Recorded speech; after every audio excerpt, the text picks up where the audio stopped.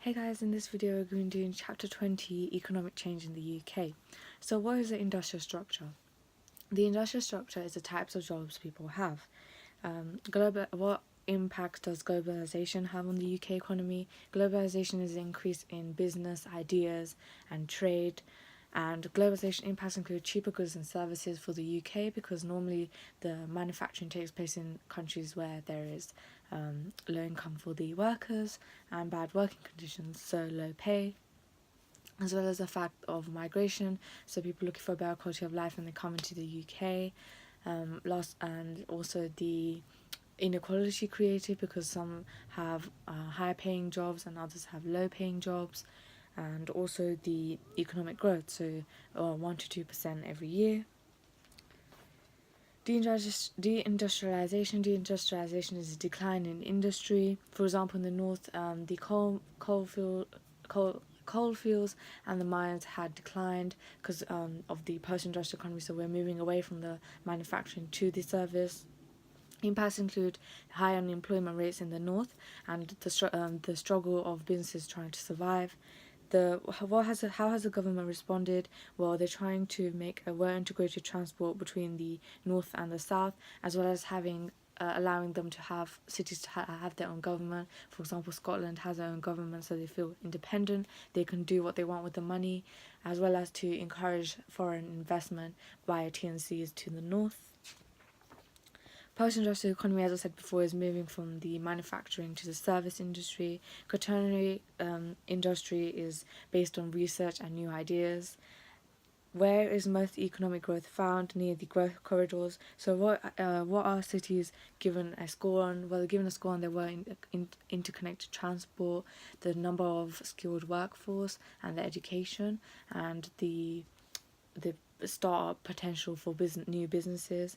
The M4 corridor contributes to the economy because it has similar companies around it, so companies invest in the money there, and they can switch, so they can swap ideas because they're so similar, as well as the education, so the different universities, the airports also increase the transport links and the younger workforce.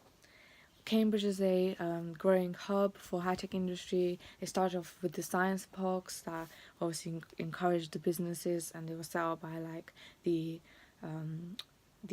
graduates. So advantages and disadvantages of Cambridge as a location for industry. Advantages include the education and skilled workforce, for example Cambridge University, so the younger generation, high-tech industry people are attracted to the younger workforce. We also have the well-integrated transport, so like the airports, so for example Stansted Airport.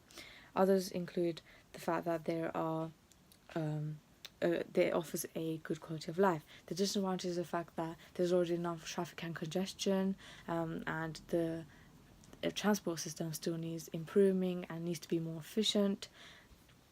And the house prices are still high despite the low rents.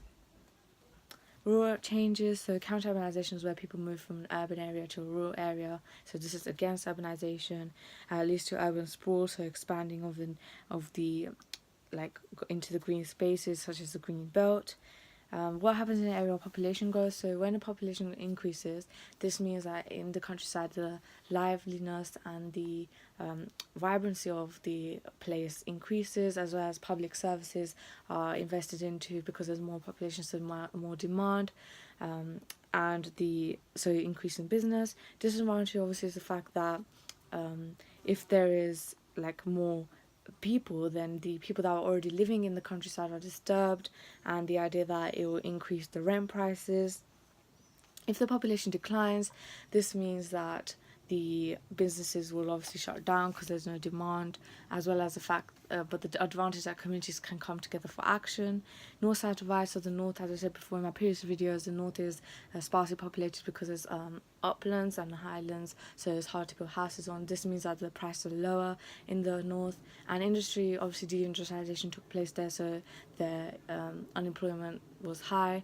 In the south, however, industry didn't impact because deindustrialization didn't occur, so they benefited. Low land means more houses, so higher rent prices. Exceptions of the north-south divide, so London has a higher unemployment rates, but is in the south. We also have in the north, Scotland has its own government, so is aware of its own money. Strategies, as I said before, you could say the same thing. For example, the encouraging investment into the north by TNCs and other organisations, as well as increasing the transport between the north and the south. For example, the proposed Manchester expansion or Crossrail 2, and also the more power given to, for example, Scotland has its own government. High speed rail is an increase in speed of the rails. Railway 1 is already in place, and it goes from London to Kent, as on the same way the Eurotunnel goes from London to Paris. Eurostar, sorry, goes from London to Paris, and High Speed Rail 2 is also planned. Arguments for and against. So we have for, obviously it will be carbon neutral because it will reduce the journey times that are taken by speeding things up, but obviously if it's faster then it requires more power, so that's a disadvantage. So actually it's not as carbon neutral.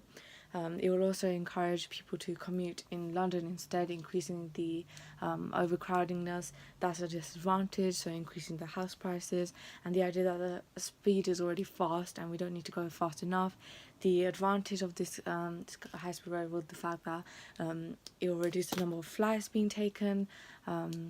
But another disadvantage is the fact that not many people take flights anyway, and other supporters argue that it will create jobs and boost the UK's economy. Ports are located around estuaries and coastal locations, and they're mainly used for goods and raw materials being traded.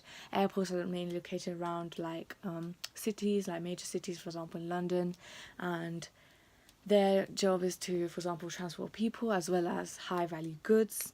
Why has a new port opened in the Thames estuary on London? Well, as you know, before in my previous videos, London Docklands declined because the new containers were introduced were obviously too large to fit in. However, this one, it has the ability to hold one of the largest containers in the world. It will increase jobs as well as reduce the journeys between London, so it's closer to London. This means that it will decrease the CO2 emissions.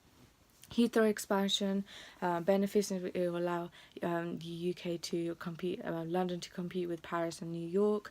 Other disadvantages include lots of jobs created, as well as reducing as well as boosting the UK economy and employing people. Against the Heathrow expansion is the fact that Heathrow Airport is already one of the largest CO2 emitters, and also noise pollution will be a problem. Manchester expansion could be an argument for this. Manchester will reduce north-south and divide, as well as noise pollution not being as much of effect. Disadvantages is the fact that it won't boost economy as much, and London can't rival. UK's place in the world, so we have the Commonwealth created after colonisation, so the Empire, and the EU, European Union, organised for peace, and that allowed migration and trade. But obviously in 2016 we voted out.